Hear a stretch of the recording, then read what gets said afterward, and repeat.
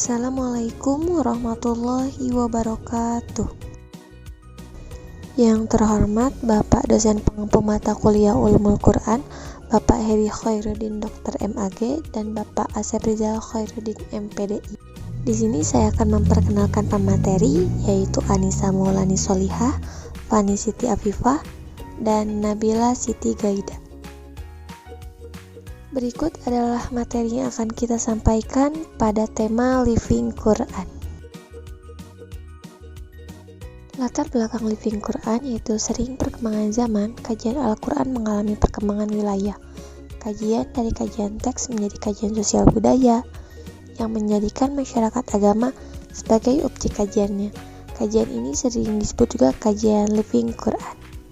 Selanjutnya, materi pertama akan disampaikan oleh rekan saya, Anissa Maulani Solihah. Baik, terima kasih kepada moderator yang telah memberikan saya kesempatan untuk menyampaikan materi. Yang pertama yaitu materi mengenai pengertian Living Quran. Living Quran, menurut beberapa tokoh seperti Muhammad Mansur berpendapat bahwa pada dasarnya Living Quran sebenarnya bermula dari fenomena Quran in everyday life, yaitu makna dan fungsi Al-Quran yang real dipahami dan dialami masyarakat muslim. Dalam buku yang berjudul Ilmu Living Quran Hadis, karya Ahmad Ubaidi Hasbillah mendefinisikan Living Quran merupakan suatu upaya untuk memperoleh pengetahuan yang kokoh dan meyakinkan dari suatu budaya, praktik, tradisi, ritual, pemikiran, atau perilaku hidup masyarakat yang diinspirasi dari sebuah ayat Al-Quran. Adapun Living Quran menurut Ahmad Ubaidi Hasbillah dalam buku yang sama mengatakan bahwa Living Quran adalah ilmu untuk mengilmiahkan fenomena-fenomena atau gejala-gejala Al-Quran yang ada di tengah kehidupan manusia. Living Quran juga dapat dimaknai dengan gejala yang nampak di masyarakat berupa pola-pola perilaku yang bersumber maupun respon sebagai pemaknaan terhadap nilai-nilai Qurani. Respon yang dimunculkan hubungan antara Al-Quran dengan masyarakat Islam, serta bagaimana Al-Quran itu disikapi secara teoritik maupun dipraktikkan secara memadai dalam kehidupan sehari-hari. Berdasarkan penjelasan tersebut, dapat ditarik kesimpulan bahwa Living Quran adalah suatu kajian keilmuan Al-Quran yang melihat fenomena sosial yang berupa adanya Al-Quran yang hidup di tengah masyarakat Muslim. Dalam kata, Al-Quran yang hidup bisa dimaknai yang dulunya tidak ada, kemudian ada, bahwa di dalam masyarakat yang dulunya tidak ada tradisi yang berkaitan dengan Al-Quran, kemudian menjadi ada. Nah, hal inilah yang menjadi fenomena di masyarakat yang kemudian ingin melihat bagaimana masyarakat menanggapi atau merespon fenomena tersebut. Materi yang kedua yaitu mengenai sejarah Living Quran. Sejarah mencatat Living Al-Quran sudah ada sejak masa Nabi Muhammad SAW dan sahabat. Hal ini bisa dilihat dalam praktek ruqyah, yaitu mengobati dirinya sendiri dan orang lain yang menderita sakit dengan membacakan ayat-ayat tertentu dalam Al-Quran. Menurut suatu riwayat, Nabi Muhammad SAW pernah menyembuhkan penyakit dengan ruqyah menggunakan surah Al-Fatihah atau menolak sihir dengan bacaan surah Al-Mu'awwizatain, yaitu surah Al-Falaq dan surah An-Nas. Nah, akan tetapi hal ini belum dikatakan merupakan Living Quran yang berbentuk kajian keilmuan. Hal ini hanya berupa embrio dari Living Quran yang sudah ada sejak masa Nabi dan sahabat. Living Quran mulai menjadi objek kajian ketika pemerhati studi Al-Quran yaitu non-muslim. Bagi mereka, banyak hal yang menarik di sekitar Al-Quran di tengah kehidupan kaum muslim yang berwujud berbagai fenomena sosial. Misalnya, fenomena sosial terkait dengan pelajaran membaca Al-Quran di lokasi tertentu, fenomena penulisan bagian tertentu dari Al-Quran di tempat tertentu pula, pemenggalan ayat-ayat Al-Quran yang kemudian menjadi sarana pengobatan, doa-doa, dan sebagainya yang ada dalam masyarakat muslim lainnya. Adapun tokoh pemerhati studi Al-Quran ini adalah Neil Robinson dan Farid Esach atau Nas Abu Zaid. Istilah Living Quran muncul pertama kali oleh Fazlur Rahman. Hal ini dikatakan oleh Al-Fatih Suryani Raga, walaupun istilah yang digunakan Fazlur Rahman menunjukkan sunnah non-verbal yang dikenal dengan istilah living tradisional. Akan tetapi, istilah Living Quran yang cikal bakal ilmu baru diperkenalkan oleh Barbara dari Metcalf dalam penelitiannya tentang Living Hadis yang berjudul Living Hadis in the Tablighi Jam'at yang ditulis pada tahun 1992. Sekian yang dapat saya sampaikan. Terima kasih, saya kembalikan kepada moderator. Terima kasih kepada pemateri sebelumnya yang telah memaparkan materinya. Berikut saya akan memaparkan materi tentang living Quran di tengah masyarakat. Interaksi dengan Al-Quran merupakan bagian dari living Quran yang menjadi pengalaman tersendiri bagi umat Islam. Pengalaman berinteraksi dengan Al-Quran banyak menghasilkan pemahaman dan penghayatan yang kemudian diaplikasikan dalam kehidupan sehari-hari. Berikut saya akan memaparkan beberapa penjelasan terkait bentuk kegiatan pengalaman interaksi dengan Al-Quran. Yang pertama yaitu belajar membaca Al-Quran. Belajar membaca Al-Quran merupakan langkah pertama yang dilakukan oleh seorang muslim dalam interaksinya dengan Al-Quran. Tidak seperti masyarakat pada zaman dahulu yang membutuhkan waktu lama untuk mempelajari Al-Quran.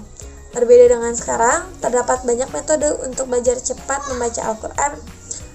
Salah satu contohnya adalah media belajar yaitu Iqra. Yang kedua adalah membaca Al-Quran. Membaca Al-Quran di kalangan muslim sudah menjadi hal biasa yang dilakukan sehari-hari. Hal tersebut baik dilakukan secara masing-masing maupun bersama-sama, dan baik dibaca ayat demi ayat maupun surat demi surat. Berikut adab dalam membaca Al-Quran. Yang pertama, memahami keagungan dan kebesaran firman Allah. Patut disadari bahwa kasih sayang Allah kepada hambanya sangat jelas dengan diturunkannya Al-Quran agar dipahami maknanya. Disebutkan terdapat salah seorang yang arif berkata bahwa sesungguhnya setiap huruf Al-Quran tersimpan di Lauhul Mahfuz, dan andaikan semua malaikat bersatu untuk kemudian mengangkat satu hurufnya dari Al-Quran, niscaya mereka tidak akan mampu. Yang kedua, mengagungkan Allah Subhanahu wa Ta'ala. Mengagungkan Allah Subhanahu wa Ta'ala maksudnya adalah bahwa dengan menghayati kebesaran, keagungan, dan kekuasaan Allah yang berbicara dengan ayat-ayat Al-Quran. Yang ketiga, memusatkan perhatian kepada Al-Quran. Pada Al-Quran surat Maryam ayat 12, Allah Subhanahu wa Ta'ala berfirman, "Hai Yahya, ambillah Alkitab Taurat itu dengan sungguh-sungguh." Disebutkan bahwa maksud Allah memerintahkan hal ini adalah dalam rangka mempelajari, menghayati, memahami, dan memusatkan segala perhatian dan kemampuan terhadap Al-Quran. Yang keempat, penghayatan pada Al-Quran. Penghayatan yang dimaksud adalah memusatkan konsentrasi secara penuh dan sungguh-sungguh. Yang kelima, pemahaman pada Al-Quran. Yang kelima adalah pemahaman pada Al-Quran. Membaca Al-Quran diperlukan adanya pemahaman yang semaksimal mungkin, baik pemahaman tersebut dalam makna dan kandungan ayat-ayat sebagai mestinya. Hal ini penting untuk dilakukan karena ayat-ayat Al-Quran berbicara mengenai banyak hal, seperti sifat-sifat Allah, cerita tentang kisah para nabi. Ada juga ayat-ayat yang menggambarkan peristiwa-peristiwa besar yang akan terjadi pada hari kiamat kelak. Serta banyak lagi yang lainnya. Yang keenam, menghindari hal-hal yang dapat menghalangi pemahaman dalam memahami Al-Quran. Terdapat 4 perkara yang dapat menghalangi pemahaman. Pertama, kurangnya konsentrasi dalam melafalkan huruf sebagai mestinya, sesuai dengan makhrajnya. Hal ini terjadi karena gangguan setan untuk mengalihkan perhatian yang membaca dari hal-hal yang penting. Yang ketujuh, pengkhususan membaca Al-Quran harus berusaha merasakan seolah-olah setiap Al-Quran secara khusus diajak dirinya berbicara. Dengan demikian, akan merasa bertanggung jawab untuk mengamalkannya, untuk merasa bahwa dirinya akan dimintai pertanggungjawaban pada hari kiamat atas setiap huruf di dalam Al-Quran. Yang ke-8, merasakan pengaruh Al-Quran. Membaca Al-Quran hendaknya memiliki hati yang mudah merasakan pengaruh dari apa yang dibaca sesuai dengan kandungan ayat-ayatnya, seperti sedih, takut, penuh harapan, cinta, keadilan, dan seterusnya. Yang ke-9, lepas dari diri. Maksudnya adalah jika datang ayat menyebutkan orang-orang soleh, ia tidak akan menganggap dirinya termaksud dari mereka. Akan tetapi justru sangat berharap untuk menjadi seperti mereka. Selanjutnya saya akan memaparkan materi tentang living Quran berdasarkan pendekatan sosiologi. Penelitian living Quran memerlukan pendekatan sosiologi dalam prakteknya. Hal ini dikarenakan living Quran juga merupakan suatu upaya untuk membuat hidup dan menghidupkan Al-Quran oleh masyarakat, dalam arti respon sosial terhadap Al-Quran. Hubungan antara Al-Quran dan masyarakat Islam dapat dilihat dari bagaimana Al-Quran itu disikapi secara teoretik maupun dipraktikkan secara memadai dalam kehidupan sehari-hari. Dengan demikian, Living Quran adalah studi tentang Al-Quran, tetapi tidak hanya bertumbuh pada eksistensi dan tekstualnya, melainkan studi tentang fenomena sosial yang lahir terkait dengan kehadiran Al-Quran dalam wilayah geografi tertentu, dan pula mungkin masa depan tertentu pula. Pendekatan sosiologi dilakukan bertujuan untuk mempelajari masyarakat yang meliputi perilaku masyarakat dan perilaku sosial manusia dengan mengamati perilaku kelompok yang dibangunnya. Kelompok tersebut mencakup keluarga, suku, bangsa, negara, dan berbagai organisasi politik, ekonomi, sosial. Sekian yang dapat saya sampaikan. Materi selanjutnya akan dijelaskan oleh rekan saya. Terima kasih kepada pemateri sebelumnya yang telah menyampaikan materi dengan sangat baik. Selanjutnya, perkenalkan, saya Nabila Siti Gaida dengan NIM 121210045 akan menyampaikan materi selanjutnya tentang variasi respon umat Islam terhadap Al-Quran. Variasi respon yang muncul pada umat Islam terhadap Al-Quran sudah tergambar sejak zaman Nabi Muhammad SAW dan sahabat. Tradisi yang saat itu muncul adalah saat Al-Quran dijadikan sebagai objek hafalan, kajian tafsir, dan pembelajaran hingga titik di mana Al-Quran tersimpan dalam dada setiap orang yang mengkajinya. Termasuk juga oleh umat Indonesia, fenomena yang terlihat jelas diantaranya terdapat beberapa kegiatan yang mencerminkan everyday life of the Al-Quran sebagai berikut. Yang pertama ada Al-Quran itu selalu dihafalkan, baik secara utuh sebagaimana 1 juz hingga 30 juz. Yang kedua ada Al-Quran dibaca secara rutin dan diajarkan di tempat-tempat ibadah, bahkan di rumah-rumah hingga menjadi acara yang rutin. Yang ketiga adalah menjadikan potongan-potongan ayat Al-Quran, baik satu ayat maupun beberapa ayat itu dikutip lalu ditempelkan di dinding-dinding rumah dan masjid. Yang selanjutnya adalah ayat-ayat Al-Quran dibaca oleh para qori dalam acara-acara khusus yang berkaitan dengan peristiwa-peristiwa tertentu. Yang kelima, potongan-potongan ayat Al-Quran dikutip dan dicetak sebagai potongan aksesoris dalam bentuk stiker, kartu ucapan, dan lain-lain.